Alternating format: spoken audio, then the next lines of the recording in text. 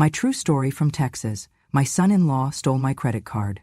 The next day I saw the bill, $75,000, 0 cents on jewelry, and a beach villa for his entire family. I didn't argue. I froze the card and called the police. I lost my credit card. I had kept my card in a zipped pocket of my purse, always. I remember placing it back after paying the grocery bill, but that morning it was gone. No trace, no sound.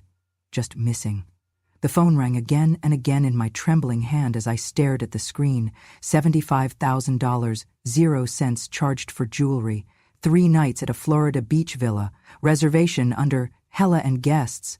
My voice quivered as I whispered into the silent room. Payment successful, $75,000, 0 cents. The charges went through because they used online portals without triggering fraud detection. My bank trusted the device ID, same network I had once used in their home. Knuckles white against the smooth glass back, I stepped out of my bedroom, my heart thudding in my chest. Hella? You took my card? My voice cracked. She looked up from her phone with an icy glance. Her lips pressed thin. Her eyes were colder than a January wind. You've been saving for decades, hoarding it like some relic. We decided to spend it. If you don't like that, go ahead, sue us. I swallowed hard, blinking back tears. She spoke with the cool certainty of someone who believed I was nothing more than a piggy bank. My son-in-law Eric sat across from me on the couch, legs crossed, an expression of amused contempt playing on his lips. He lifted his eyes. Yes, I took it, he said, almost lazily. What are you going to do, scream? You're old. How long do you think you've got left? Better we enjoy your money now than let it rot in your drawer. And just so you know, the money was technically Hella's, and if it belongs to Hella, it belongs to me. Capisci, old woman? They were both looking at me, waiting for some sign of outrage, some sliver of resistance or plea. Only silence answered them. I closed my eyes, inhaling slowly. My vision blurred briefly as betrayal cut deeper than any blade. A mother betrayed by her daughter, sold out by her own child, as though the years of care and sacrifice meant nothing. I felt the ache in my chest, like a fist squeezing my heart. Who did this? Who booked the villa? Who chose the jewelry? I asked quietly. Without hesitation, Eric continued. We did. Now you go back to whatever you do in the house, or better yet, you can go call them, make a fuss.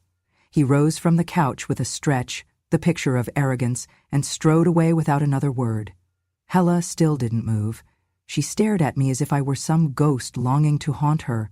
An inconvenience, nothing more. My breathing was steady now, though heavy. I looked down at my hands. They trembled, but they were mine. I did not shout. I did not collapse. I did not even cry. In that moment, I realized they had tried to steal more than money. They had taken my dignity. They believed I would plead, beg, or apologize. They thought I would fade into the wallpaper, forgotten, before the day ended. But I would not. Slowly, I turned and walked out the front door of their house. I did not speak. I did not bark demands.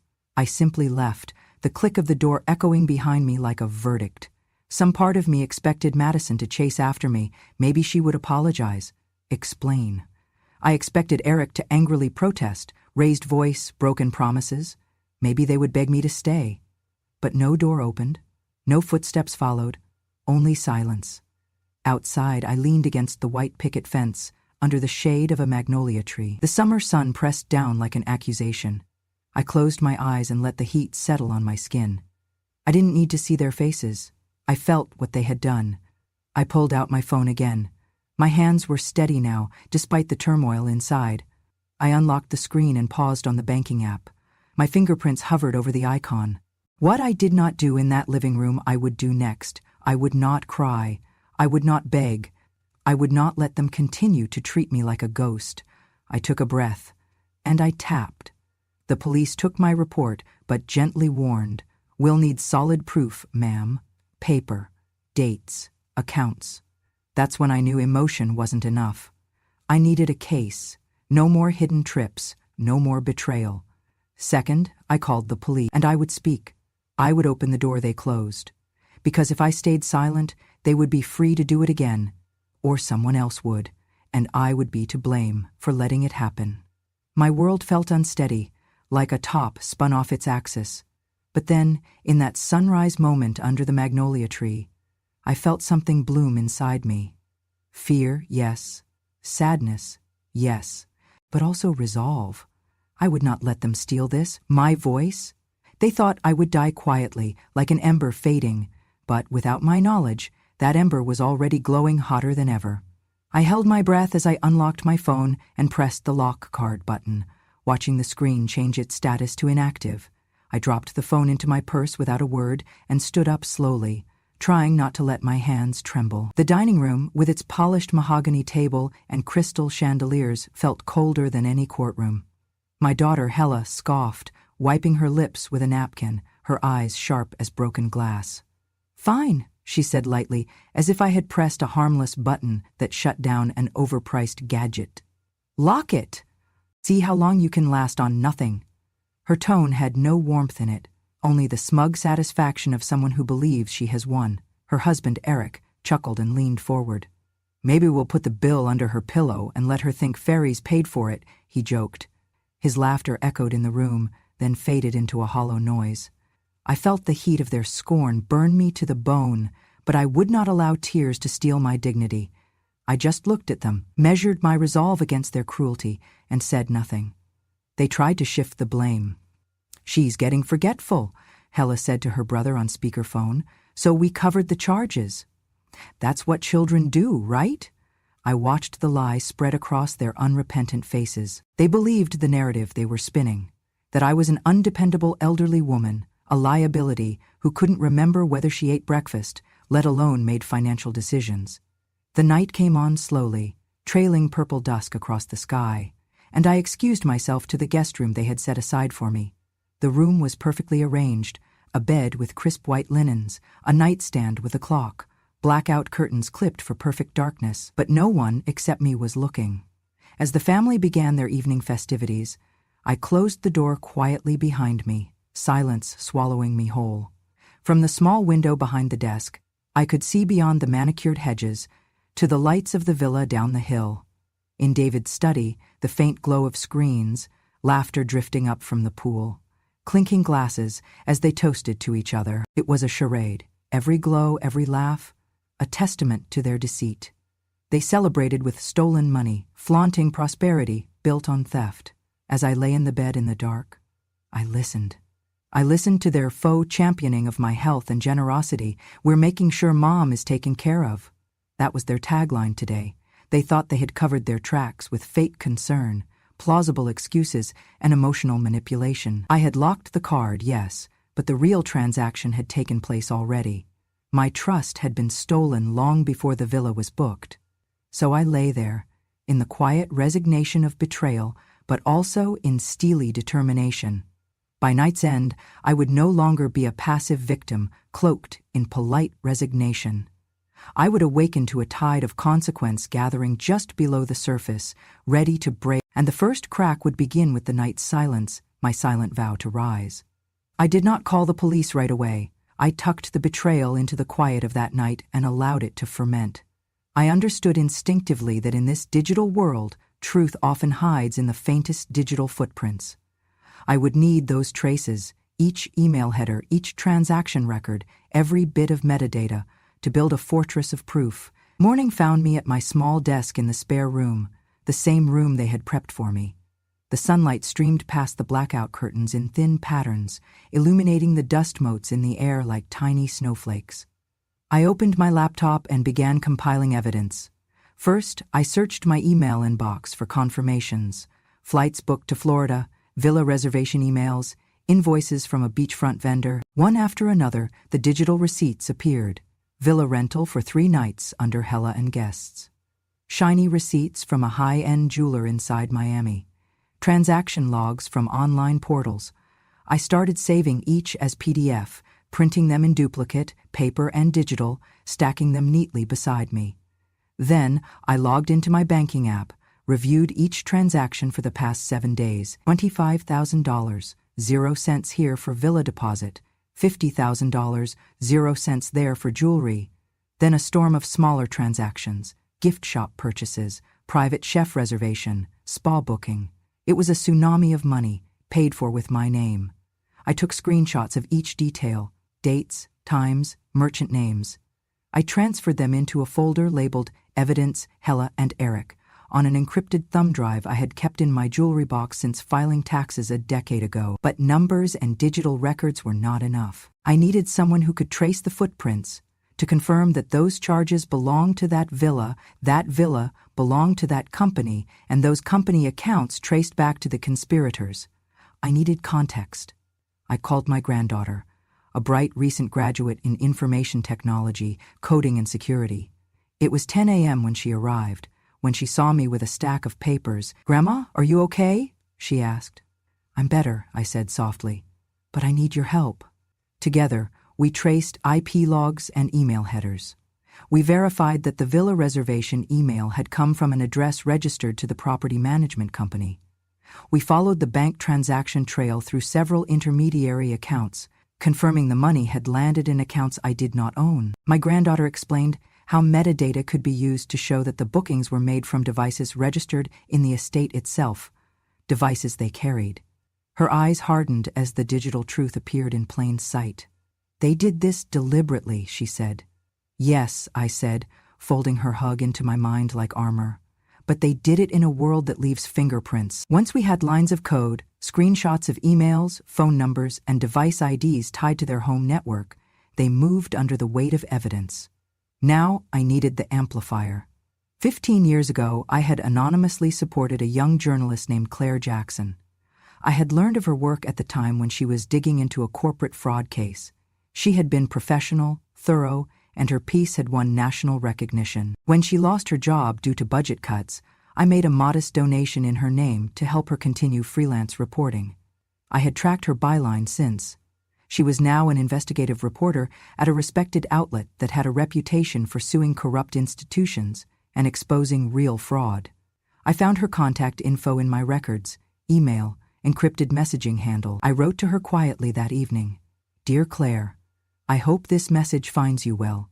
15 years ago, I supported your important work anonymously. Now, I have evidence that my daughter and son-in-law used my credit card to finance a $75,000 0-cents fraud villa rental, jewelry. I have collected email receipts, banking records, IP metadata, and more. I need someone you trust to vet it. They are powerful socially, but money doesn't speak louder than the truth. Are you interested in covering this story? I would like to remain anonymous until the right moment. Sincerely, May Hudson." I sent the message late at night and waited. The next morning, Claire replied, "I'm in. Send me what you have. Confidentiality guaranteed. Let's do this carefully." I spent the afternoon gathering my evidence into a final packet labeled clearly: 1. Transaction confirmations. 2. Billing receipts. 3. IP logs. 4. Villa reservation records. 5. Jewelry purchase records. I added a chronological timeline. I also included phone-recorded voicemail from Eric bragging about the trip, that he had taken care of this old bag's cash and planned to enjoy every dime. That voicemail clip alone was damning. It confirmed intent, brag, collusion. I attached it. As I clicked send to Claire's secure portal, I exhaled a breath I hadn't realized I'd been holding. Nothing had hit the paper, nothing was public, but I was building something that could not be erased. I felt a pivot within me, one that signified the change from victim to architect. I was no longer collapsing under their brazen theft.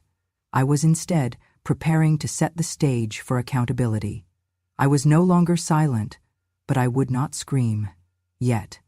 I would wait for the moment when facts met the public eye, when evidence would speak louder than tears, when truth would shatter their facade. Claire confirmed receipt and promised diligence. I locked my laptop and leaned against the doorframe, looking at their empty dining room beyond. The house was quiet, but loaded with tension. They thought they had gotten away with it. Soon they would discover how thorough a grandmother could be when betrayed. I closed the door and walked out. I would let the day progress, gather peace in the knowledge that I had done the hard thing. I had remained calm long enough to craft my truth. The next step would be public, but for now, I had laid the stone foundation. I met Claire Jackson at a small cafe off Main Street 2 days after I sent her the evidence. The place was quiet then, mid-morning, soft jazz playing through the speakers and the scent of fresh coffee steaming in the air. I sat at a table in the corner, a stack of papers in my purse, heart pounding beneath my cardigan. When she arrived, she nodded and sat down without preamble. She slid a reputation folder toward me, and I returned the gesture with my own supply. I cleared my throat and pushed forward the document pile. "These are the bank statements," I said softly. "The email confirmations for the villa, the jewelry receipts, IP logs showing devices in their home network booking everything." I watched her scan the papers, noting every name, date, and amount. She clicked her pen slowly. "I also included a voicemail," I continued. "Eric bragging about charging my money as if it were his own." She lifted an eyebrow. She paused. "This is thorough," she said quietly. "You left nothing out. Why now?" Her tone was professional curiosity, not pity. I took a breath. "I don't want money back. I want truth out. I want people to see what these two did. It's not just my card. They stole from me and from everything I stood for. Now I want them exposed." Claire leaned in. "You're not hoping for restitution or an apology, just the story?" "Yes," I said. "It's bigger than me. If I go public, other elders will know. They don't have to stay quiet. We shouldn't be afraid. We don't have to quietly vanish when our money is gone." She nodded slowly and smiled. "That's the angle, then. A Texan grandma who refused to be erased." She tapped her pen against her notebook. "Let me ask, is there anything else you want to share? Something they didn't take?" I paused, then reached into my purse and withdrew a small velvet pouch. I set it on the table. Inside was a modest, yet elegant, single diamond. "I gave this to them," I said. "A gift. A sign of trust for all the years of family and love. My wedding diamond. I understand now that it's better used elsewhere." I placed the pouch closer to her. "If the story runs, I don't want it sold for profit. I want it donated to a charity that empowers women who have been taken advantage of. Something meaningful." She looked at the diamond thoughtfully. "That's powerful," she said. "It's your way of giving back, even after they took from you." I nodded. "I want that diamond to seed something positive. I want them to see that even when they tried to break me, I rebuilt." Claire stood and held out her hand.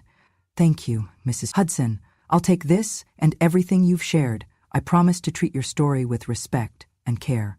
She touched the diamond pouch gently, then packed the documents and stood. "Expect a draft within a few days. I need to corroborate and verify everything, but it's solid." She smiled softly, warm. "Your calmness is going to shatter their world." I stood with her. "Thank you," I said. She left. I sat alone, caffeine cooling in my cup, noticing the quiet around me. My side of the cafe felt heavy with new purpose. I watched the door swing behind Claire and realized this was the moment I crossed from being a betrayed mother to a quiet force of truth. I gathered my things and stepped outside. All around, the town was busy. Shoppers, cars, birds. Nothing would ever be the same. I breathed deep, thinking of the diamond I'd left behind. It was more than an object now. It was a promise. Over the next 48 hours, I heard Claire was checking records, verifying the villa rental and tracing the diamond's history. I stayed busy, tended my roses, baked bread for the neighbors, wrote cards to friends. I felt strangely calm. She messaged once, "If your goal is truth, we can run this and do it right." I replied, "Yes, do it for all of us." And I waited. On the morning the New York Times dropped the story titled, "When Family Steals, a Texan Grandma Breaks the Silence," I sat at my kitchen table with a cup of lukewarm coffee and my granddaughter by my side. The headline took over the front page of the online edition, the subhead reading, "How One Elderly Woman's Stolen Credit Card Revealed a Multi-million-dollar Betrayal." I felt a lump in my throat, but it wasn't fear. It was relief. Claire's investigative piece laid out every detail.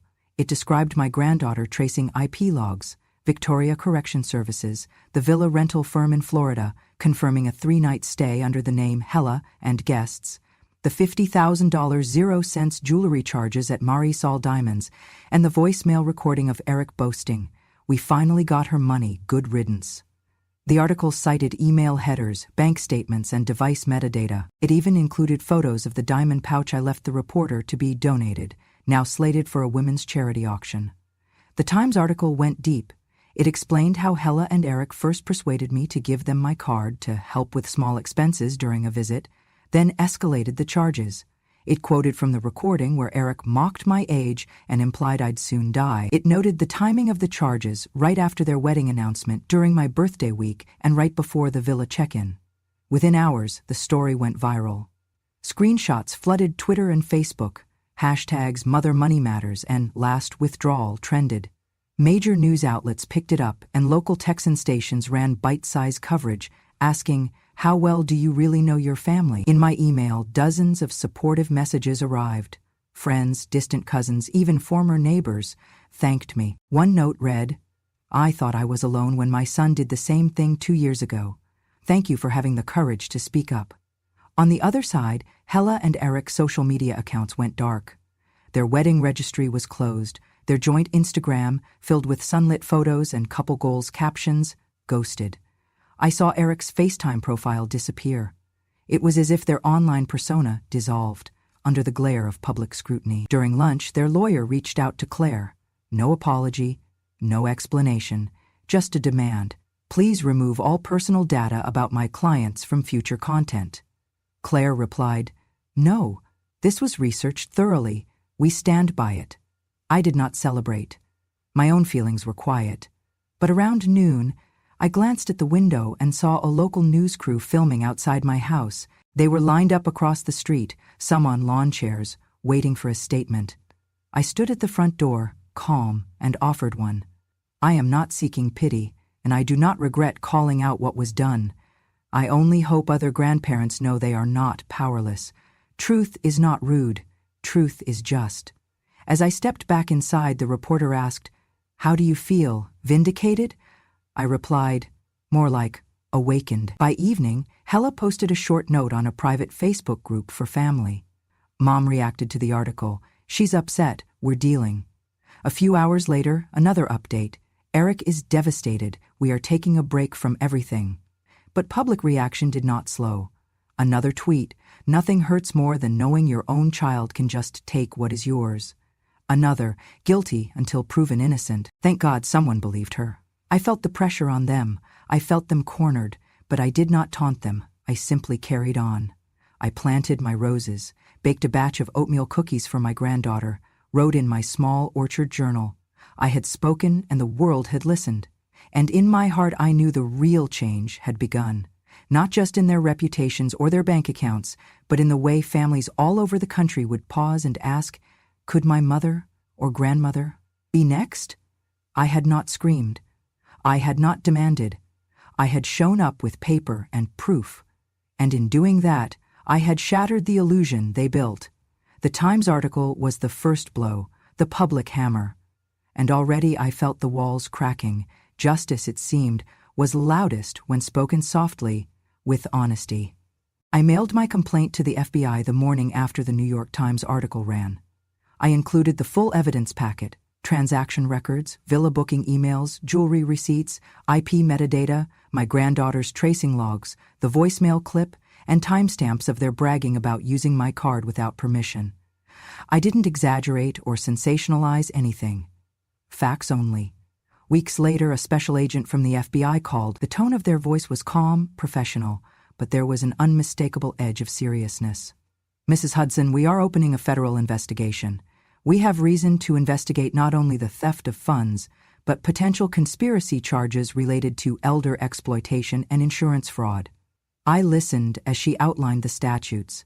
Anyone who steals from an elderly person, especially when power imbalance is involved, faces heightened charges. "And we have discovered plans that suggest you were considered a liability," the agent continued, "to an inheritance. We have reason to believe they discussed taking further steps." The agents traced a call Eric made to an insurance adjuster, asking about payout conditions after unexpected death during travel. He didn't know those calls were recorded.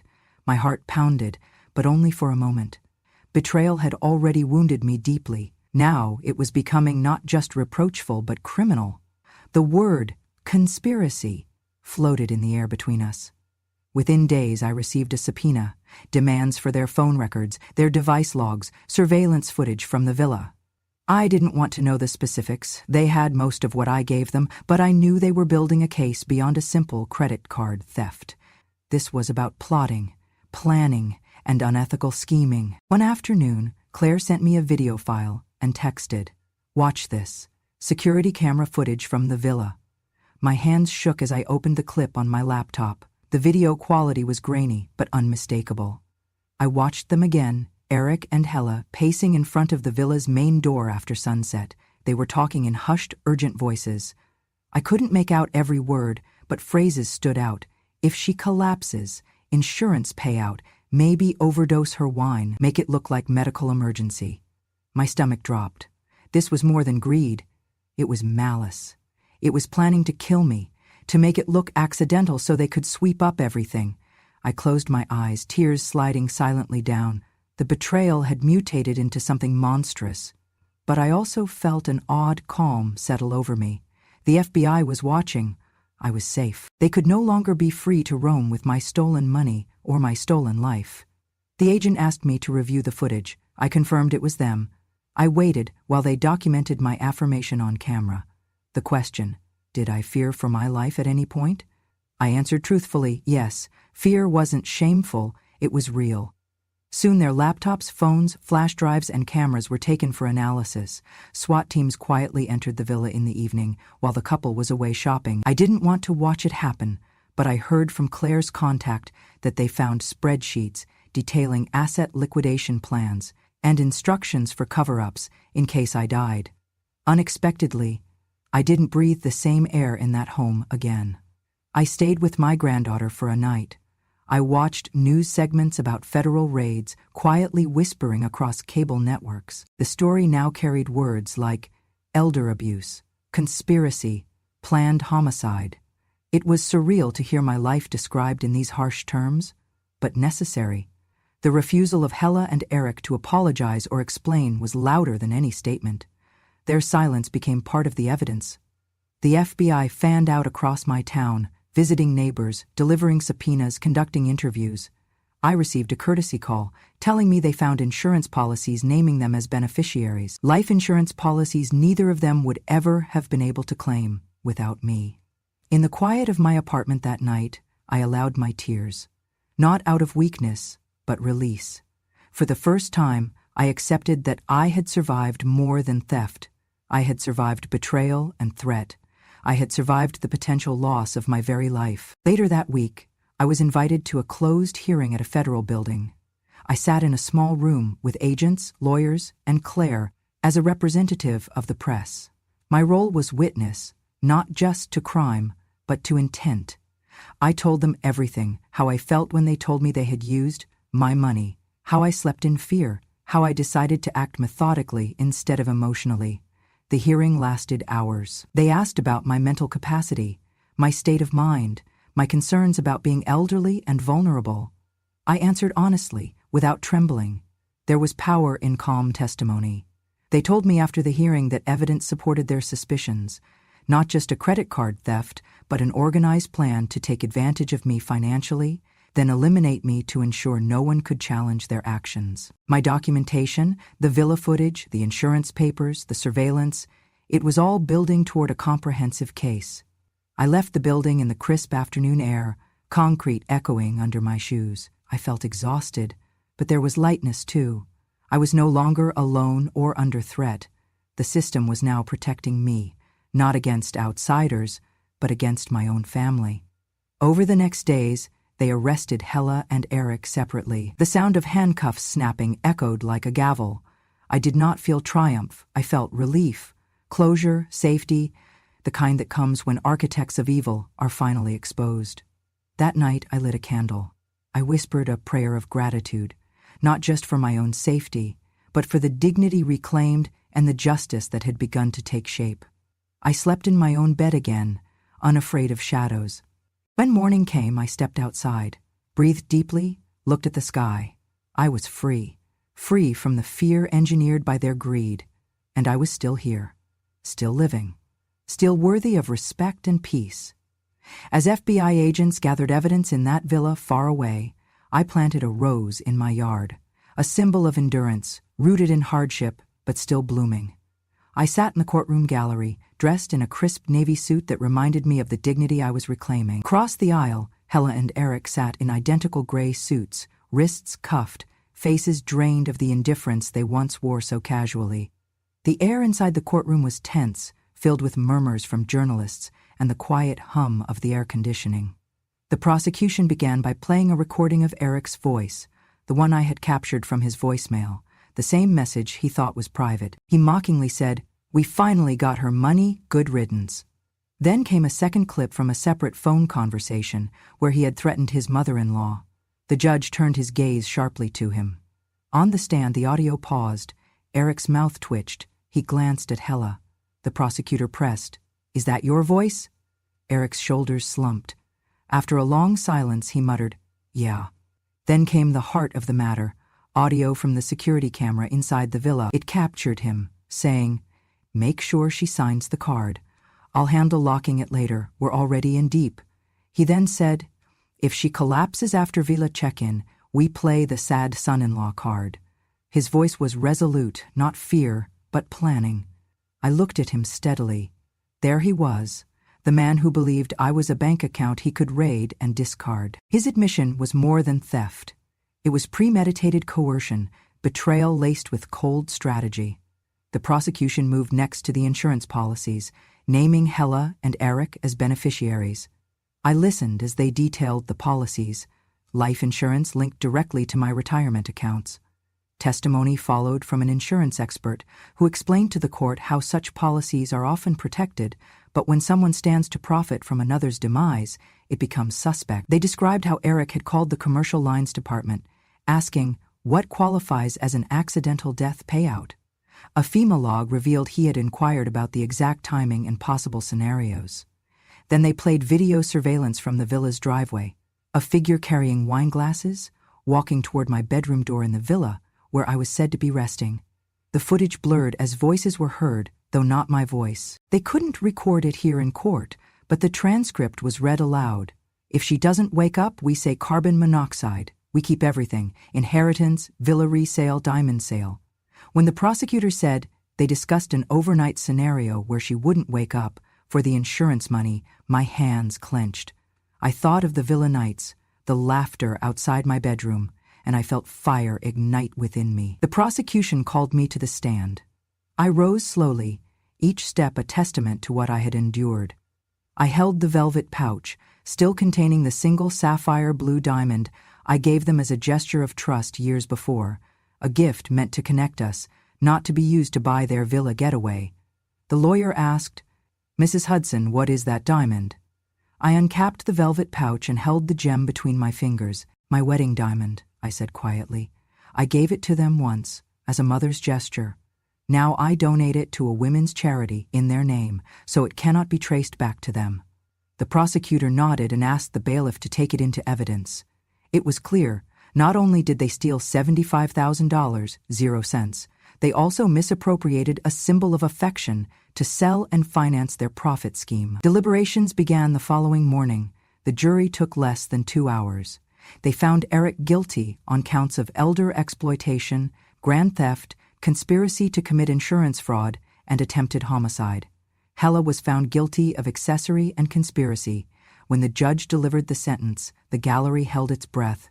Eric, life imprisonment with no parole, plus restitution in full. Hella, 25 years minimum, felony convictions, and must remain estranged from all beneficiaries. Both were permanently barred from inheriting any assets in my name. The word guilty reverberated like a bell inside me. I didn't feel triumphant, only steady, resolute. This was justice, not vengeance, and it had been built on evidence, truth, and that single moment when I'd decided silence had a limit. On my way out, reporters asked how I felt. I paused and said, "I feel safe, not vengeful, but I know the truth matters." Weeks later, I quietly retrieved keys to the former beach villa. The property was mine now, offered at a discount by the estate sale. I had set up a retreat for elderly women in crisis, nicknamed Hudson Haven. It was meant to heal, not punish. I kept my granddaughter involved, teaching tech to guests, letting them keep their dignity. In the garden, beneath a blooming magnolia, I placed a carved stone reading, "No one steals your story if you hold on to it." On the anniversary of the verdict, I mailed a printed letter to each neighbor in my hometown. I forgive those who betrayed me, but never forget. If justice can happen, so can hope. May Hudson. I didn't see Hella or Eric again. Their presence had been replaced by quiet laughter at the villa, breakfast chats under shaded porches, elderly women sharing memories of being heard. I still water my roses each morning. I still bake oatmeal cookies, watch the sunrise, and enjoy the gleam of that sapphire diamond shining upon our charity events. My heart is lighter now, not because the pain is gone, but because it no longer weighs on me. I have reclaimed my truth. I have taken back my life. And in doing so, I hope I've shown others that betrayal can be answered with justice, grace, and the promise of brighter days. ChatGPT Denoy. I signed the lease on the beachfront villa quietly, without fanfare. The villa, seized as part of the investigation, went to public auction. No one bid. I bought it under my maiden name, quietly, with the savings they failed to steal. The same villa Eric and Hella used to celebrate their greed is now gently transformed into Mrs. May's Haven, a retreat for older women who are single, lonely, or recovering from betrayal. The rooms are painted in soft seaside hues, the decks trimmed with white wicker rocking chairs, and every morning I walk past the flower beds, planted the day after the verdict, to check on roses and lavender. The grand opening was unceremonious, no ribbon cutting, but a simple ceremony at sunrise. The local press showed up, a few reporters, cameras, and coffee mugs in hand. I stood by the old oak tree on the lawn, the ocean breeze flirting with my hair, and addressed the small gathering. "Thank you for being here," I began, my voice steady despite the pounding of my heart. "They took my money, tried to steal my future, but they could not take my pride. This place is for women like me, strong, brave, sometimes betrayed, but never broken." I paused and looked at each face. Money can be taken, but dignity, when a grandmother stands her ground, that cannot be stolen. Afterward, visitors toured the common room, where bookshelves held memoirs and art supplies. In the back, the kitchen prepared simple meals, and outside, walking paths edged the dune. I watched a small group of elderly women share stories, their laughter carrying lightly out to sea. Every morning, I stroll around to celebrate another day of purpose. I water the garden, rosemary, jasmine, magnolia. Then I sit on the porch and write a message to my granddaughter, so she knows I'm well. Yesterday, I typed, "Good morning, Lily. I see the roses bloom again. I'm here, still growing. Don't rush ahead. I want to watch you grow too." I hit send. She replies with heart emojis and a photo of her at school with a science project. I smile. Life here is simple. I walk on the beach, collect driftwood, teach knitting circles on the veranda. Evenings, I read aloud by lamplight to anyone who wants to stay. We speak of healing, of second chances, and of courage. There is no bitterness in my days anymore. Pain exists, but it's no longer sharp. It's a memory that taught me something vital. That respect isn't given lightly, but earned, and when taken, it can still be reclaimed. Each month I stand on the veranda and watch the sunset. The sky burns orange, then softens to pink over the horizon. I breathe in the salt air. I often think of Eric and Hella, locked away, unable to see this living testament to resilience. Their loss not just of money, but of soul. But I refuse to let their absence darken my presence. I live fully, purposefully, by the water's edge. And that is victory enough. For me, Mrs. May's Haven isn't just a name, it is a promise. Promising that betrayal can birth compassion, that loss can transform into sanctuary, that a grandmother, no matter how old, can still light the way. So here I stand, a woman who was stolen from, but returned richer, in spirit, in purpose, and in grace. And as the waves roll in each morning and evening, I whisper to myself, I didn't just survive, I thrived. If my story reminded you of someone, a mother, a grandmother, or maybe even yourself, do not walk away in silence. Subscribe to Grandma True Stories for more voices that were once silenced. These are real stories from women who were overlooked, dismissed, or forgotten, but never broken.